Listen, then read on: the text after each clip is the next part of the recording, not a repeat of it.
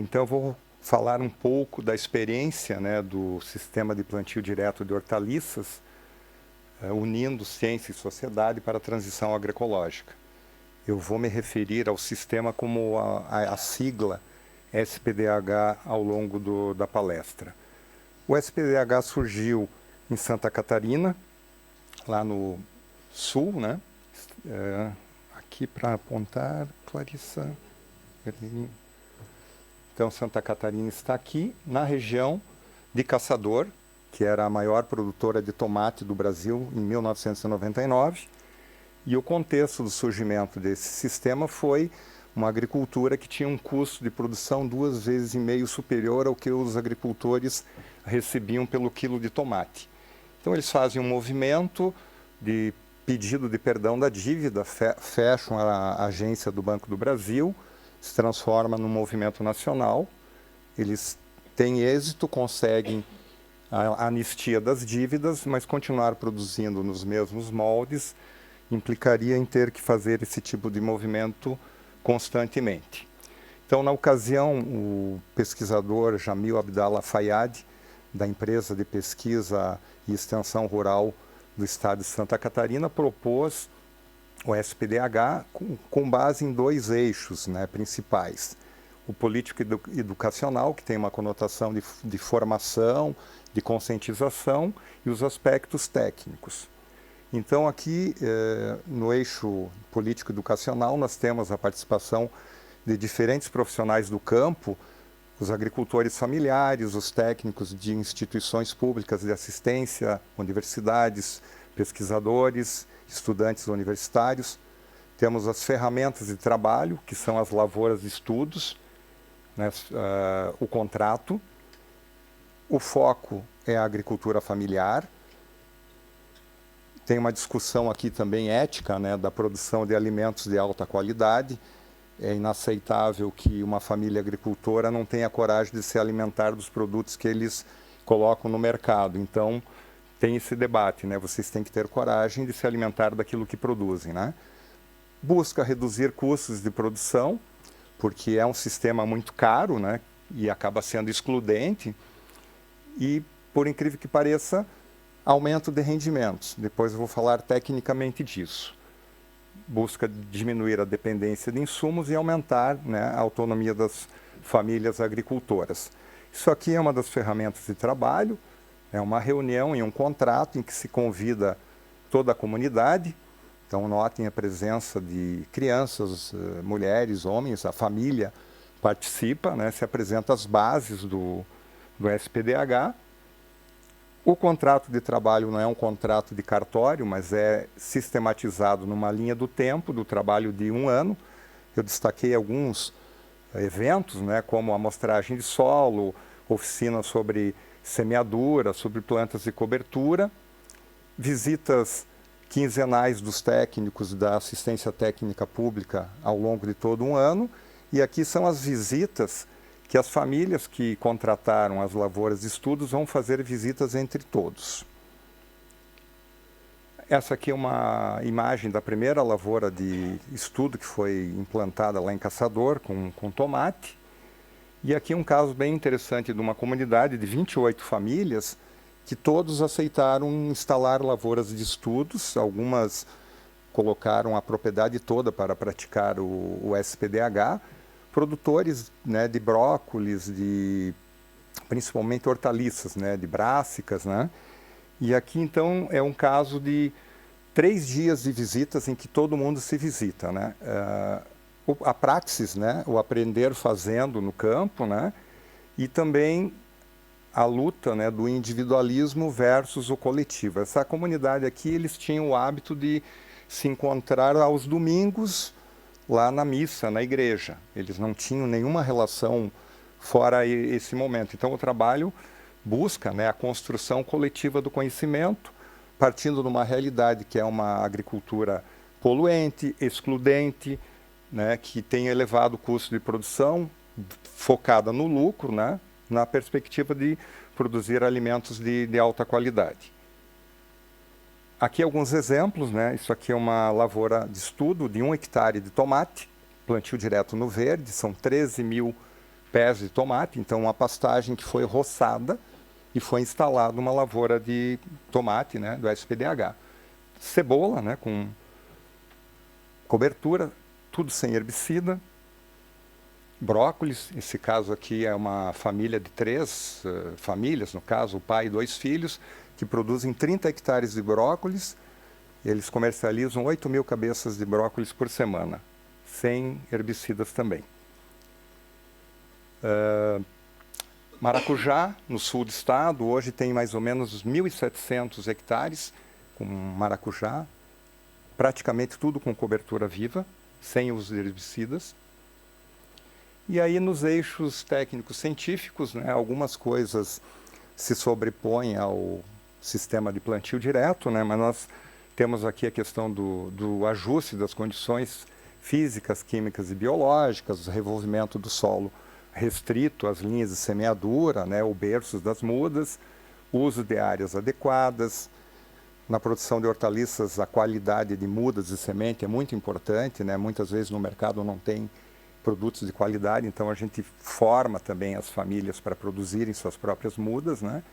E a produção de altas quantidades de resíduos de matéria seca, né, para proteção do solo por meio de planos de rotação. Talvez aqui para a União Europeia seja chocante falar que nós fazemos 3 ciclos culturais por ano e nós dedicamos pelo menos 1 ou até 2 ciclos só para a produção de matéria seca, ou o plantio direto no verde, né? Então nós defendemos a produção de 10 toneladas de matéria seca mínima de resíduos culturais por hectare ano. Isso só é possível dedicando 1 a 2 ciclos para produzir essa quantidade de matéria seca.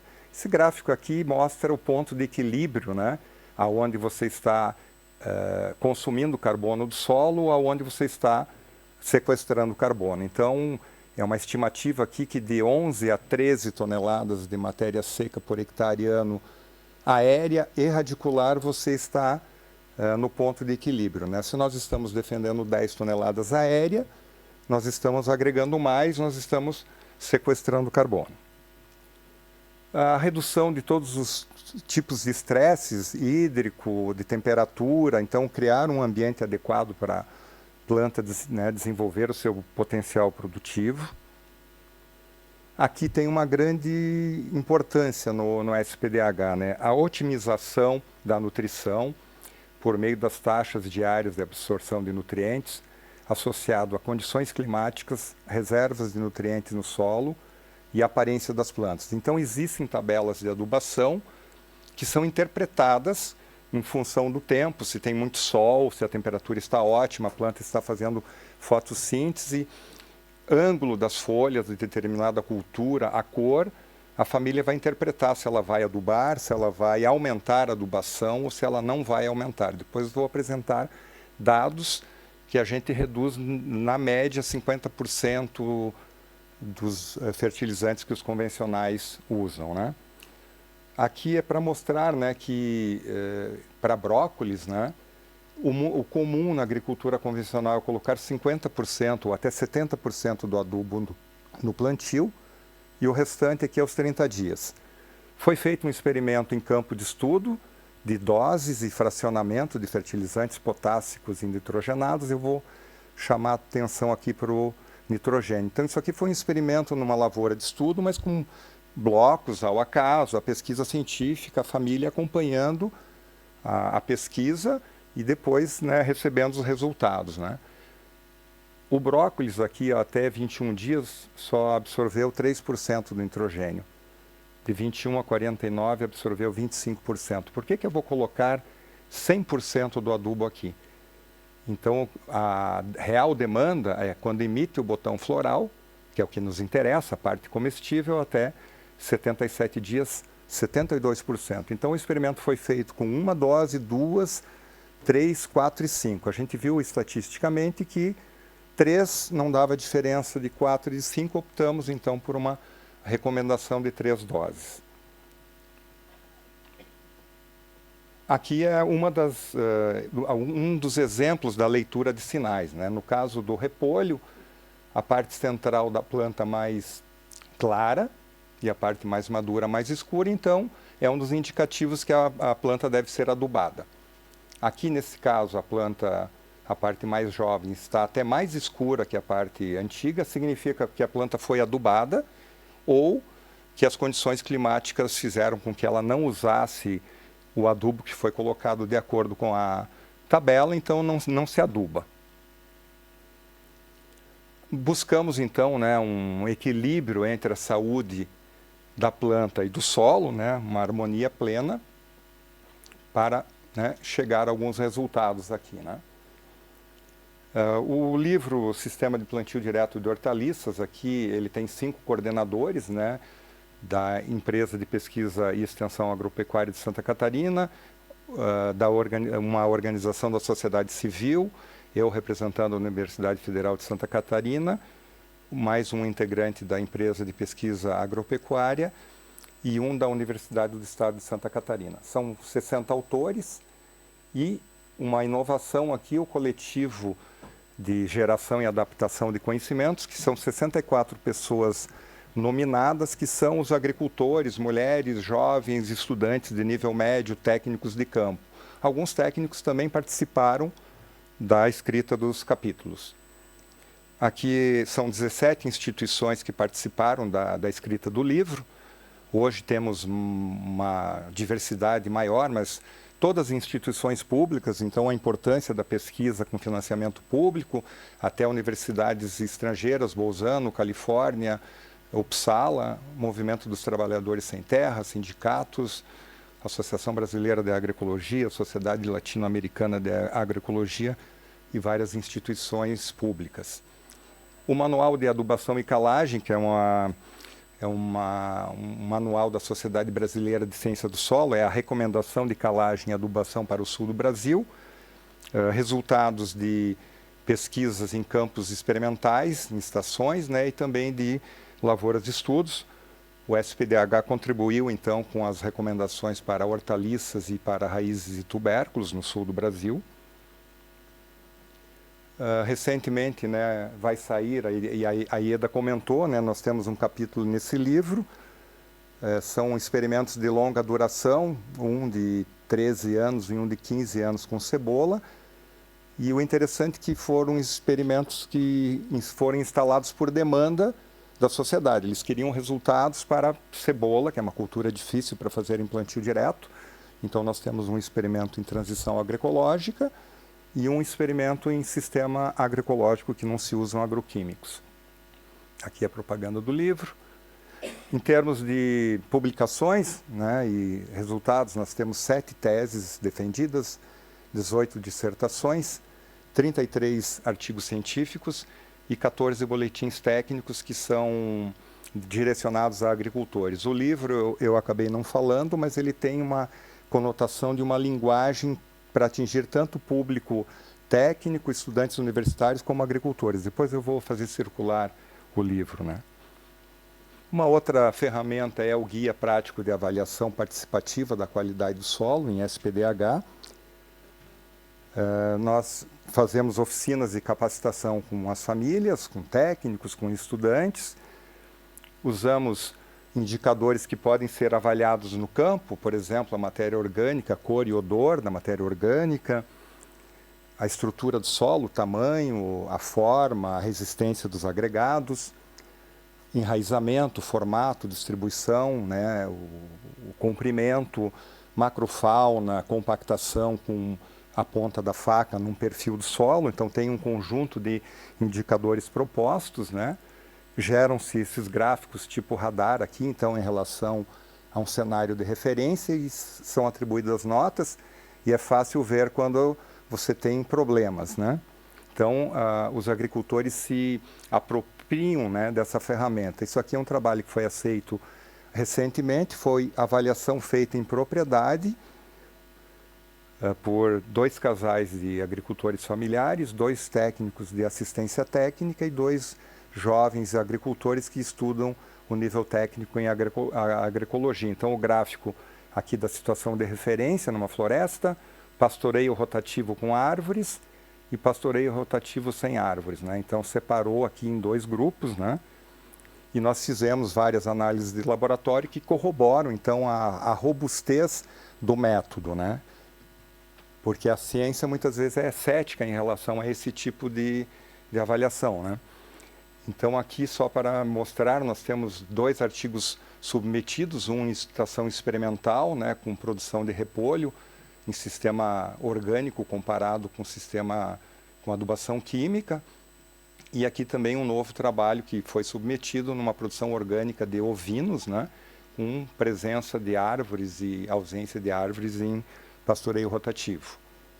Essas avaliações da qualidade do solo, elas ajudam, então, a agricultura familiar a tomada de decisão quanto ao manejo da planta e do solo, permitem detectar facilmente degradação do solo, monitorar as mudanças no solo, aumentar a matéria orgânica e o sequestro de carbono e promover qualidade do solo. E nessa abordagem sistêmica é mais interessante saber os caminhos e os meios para promover a saúde do solo do que propriamente identificar atributos. Alguns dados: nós temos mais ou menos 7.000 hectares com SPDH, 5.000 em Santa Catarina, 1.500 agricultores familiares, então isso representa 8%, né, de 63.000 hectares da produção de hortaliças em Santa Catarina, 1.000 hectares com brássicas, 1.000 hectares com mandioca, 400 com tomate, 400 com abóbora, melancia, chuchu, maracujá 1.700, a pitaia, que é um fruto novo, 400 hectares, e uns 100 hectares em uva de mesa. Redução de insumos, em média, 50%. No caso do chuchu, por exemplo, a gente usa 20% da média do que os agricultores convencionais usam. E a gente aumenta o rendimento do chuchu em 100% ou até 200%. A gente usa 20% do adubo e pela geração da saúde da planta a gente duplica ou até triplica às vezes a produção. 90% dos herbicidas foram eliminados, 70% de fungicidas e bactericidas, 40% dos inseticidas e no contexto das mudanças climáticas, né, reduzir a água de irrigação também é muito importante, em média 70%. O SPDH está se difundindo para outras regiões, né, Rio Grande do Sul, Paraná, São Paulo, Mato Grosso, Goiás, Distrito Federal, Rio de Janeiro, Espírito Santo. Aqui, então, a média de ganhos de rendimento de 30% em todas as culturas, o ganho, né, de qualidade ambiental e qualidade do solo, uma menor dependência de insumos externos, né, o ganho da organização das comunidades da agricultura familiar e da autoestima, né, e para ter maiores avanços é necessário retomar investimentos em projetos regionais de desenvolvimento interdisciplinar e interinstitucional. Para vocês terem uma ideia, nessa passagem de 4 anos que tivemos um governo de extrema-direita no Brasil, foram cortados muitos investimentos em ciência, tecnologia, meio ambiente, saúde, educação. Nesses 4 anos de governo, eu e mais 3 colegas, a gente captou 25 mil euros na iniciativa privada para fazer as pesquisas. No último ano, abriram um edital público, que antes era anual, e a gente aprovou um projeto de 50 mil euros. De 2009 a 2014, que eram governos do Partido dos Trabalhadores, só eu do meu grupo captei mais de 400 mil euros para fazer pesquisas com SPDH. Então, para mostrar que esse trabalho ele tem esse êxito, justamente pelo financiamento público, pelos investimentos e pelo envolvimento das instituições públicas. Algumas referências. Muito obrigado.